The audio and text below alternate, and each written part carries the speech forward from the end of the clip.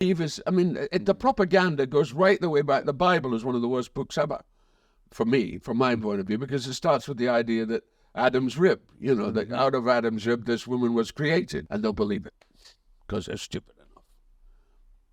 I guess people need it. People need to feel like there's they something need it, outside but of themselves. they don't need to be told lies. I agree. I agree. They need some kind of truth, and that is not the truth. It is not the truth. It's a mythology. It's not really to do with what women understand more than anybody. Ricky Gervais has that thing he says where it's, you believe in your God.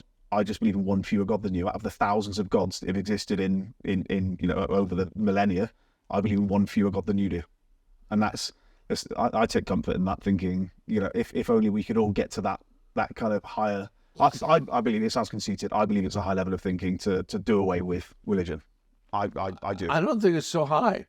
I think it's a level of understanding. I think higher than killing somebody. Well, it's higher than killing somebody, and killing somebody in this needless pursuit of some kind of thing which doesn't serve us at all. And the cruelest thing are these children, the children that were slaughtered by Hamas. And then the more children that it's well into the late thousands, probably we've gone beyond 5,000 kids now that we've been, and the unborn life, in these hospitals. Really, it's unbelievable that we do this, and we stop for a week. Oh yes, we'll stop for a week and let's negotiate and get the hostages out. Even Hamas are going, well, it's all gone a bit too far now, isn't it? People are so stupid. They are so stupid. And they cannot see the writing on the wall, Yeah. How do you reflect since the final episode of Succession out? You touched on earlier on people asking you to tell them to fuck off and things like that. What does it mean to you now when you look back? Well, it was a great job. I loved the job. I loved the work. I loved the cast. I loved the writers. It was perfect. It was in every aspect. It was great, and it finished when it did. And I think it finished right. It didn't overstay its welcome. It didn't go past its sell-by date. It realized itself, and it was bold. Even my death was a very bold thing. I personally would have preferred a couple of more episodes. Yeah. I still got paid. That was the main thing. That was my main worry, was I did get paid. But I would have. It was very sudden. But then that was the impact. So that episode was kind of a shocking episode, and it really was shook everybody up. Episode 3, wasn't it? Episode 3, yeah. I remember, but even then, the weight of your characters, even in the coffin, you feel that Logan Roy's there. That was the strength of the role and the understanding of the role, and it was a great role because he was also. He was a flawed man, but he was not. He was a serious man. He believed, my favorite line in the whole show is when he says to the kids, I love you, but you're not serious people. That's my favorite line as well. Yeah, and because it's true, they're not, it's about avarice, it's about greed, and it's not what he's talking about. He's become right-wing, and we could argue with that, and certainly I would argue with that, but he's become right-wing for certain reasons, and reasons which are actually justifiable because of his sense of survival, sense of what and also his endless disappointment. My feeling was that when he started, he started as a journalist, and he was probably left of center, but radically, more and more, everything changed, and he shifted because he felt that nothing was being honored in that area, and therefore he decided to become more and more independent, and therefore more and more. I think that's what happens with success, isn't it? You begin to become more individualistic. That's right. You argue with the social imperative, but I think you do that at a huge risk. My belief is the social imperative. We've got to get everybody on the same page. Nobody will ever be on the same page, but at least there are too many other pages that we get lost in, to not be focused on what we should be focused on. So what truth are you bringing out through your portrayal of Logan Roy? The thing about Logan was he was a self-made man. He was brutalist in his attitude, but also, and this went right the way back, he's one weakness, which should have been a strength, was that he loved his children. If he didn't love his children, things would have been a lot happier. I was speaking to my partner about this, and she said, "Do you think that Logan loved his kids?" Well, absolutely, absolutely. I got that impression. No, he loves his children. Yeah. That's the thing. He loves them all, but he sees them as wrecks.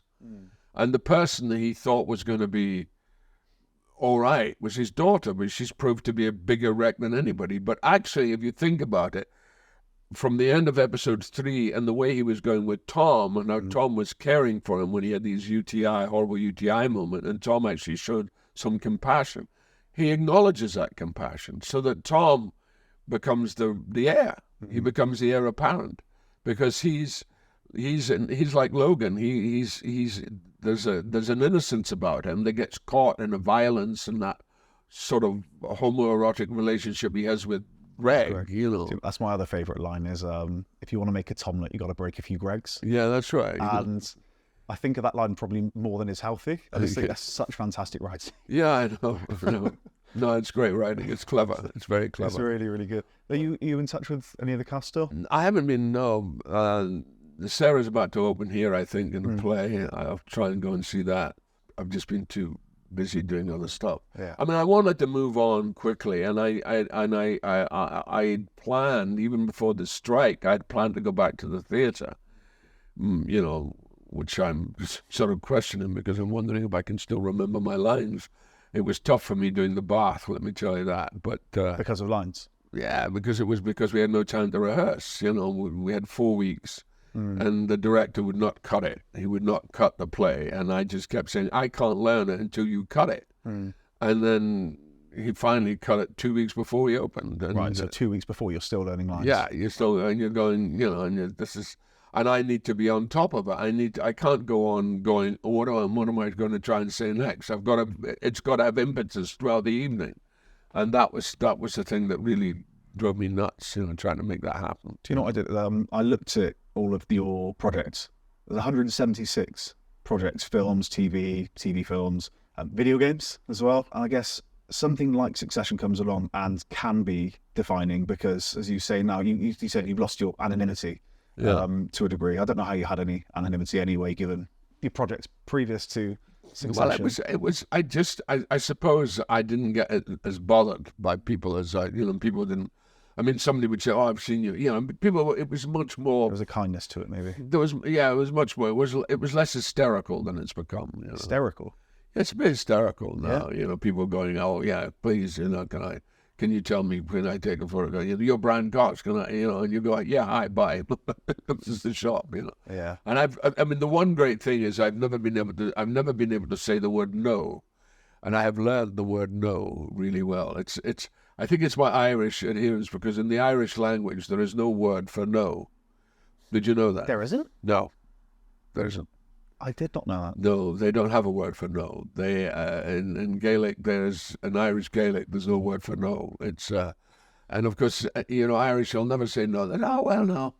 Sure, but then again, well, it could be, but then again, that's their way of negating something. That's fantastic. One of the things that made me want to do this was, do you remember James Lipton's Inside the Actors Studio? Oh, yeah. I absolutely loved it. I think they're great. Beautiful. They're great. I love, and that's part of this for me is why people are who they are. And I think it is, as you say, an assessment of success and, and all those things. Every single person I've spoken to, and we spoke to some fantastic people, it's never financial. It's never, I want this much money. It's always been financial security first, then money is about the craft. I mean, money is okay. I mean, I'm not knocking the money, but it's and in a way it's great because it means that you don't have to worry in the same way that you worried before.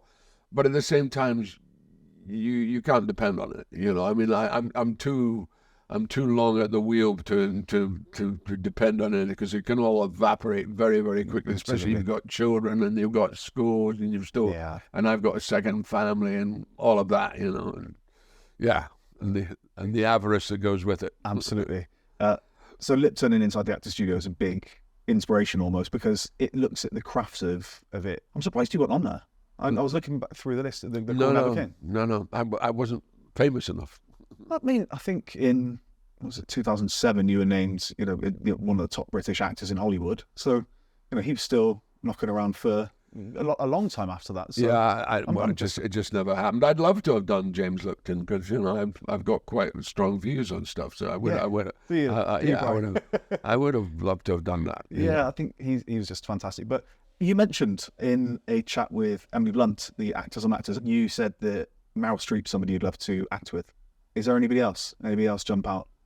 Before I snuff it, what was your line? Yeah, I mean, Mel is certainly somebody. I'm going to be working with Patricia Clarkson, who's an actress I've always admired. And, she's a slightly unsung hero, Patricia, and she's as capable as any actress I know. And I'm going to be doing Long Day's Journey into Night with her. And, there's always, I've been lucky, there's always the new kids on the block, and they're always exciting to work with. And I'm working with a couple of new kids on the block, so I'm kind of looking forward to that. Who's that? The two lads are playing my sons. So, I like Robert De Niro and I like Al Pacino. I don't think I have any desire to work with them, but I like them. I mean, I wouldn't mind working with them, but Meryl Streep is somebody who is particularly extraordinary. I mean, I was very jealous of Meryl Streep when I was younger because I didn't quite believe her. And it was my fault. I was in the wrong. You didn't believe her? Well, I just kept saying, she's too good. How can you be that good? And I kind of questioned her ability because she was, and she is. I mean, she's humble and she's open, and, she's a real receptacle for the work. And I love that aspect.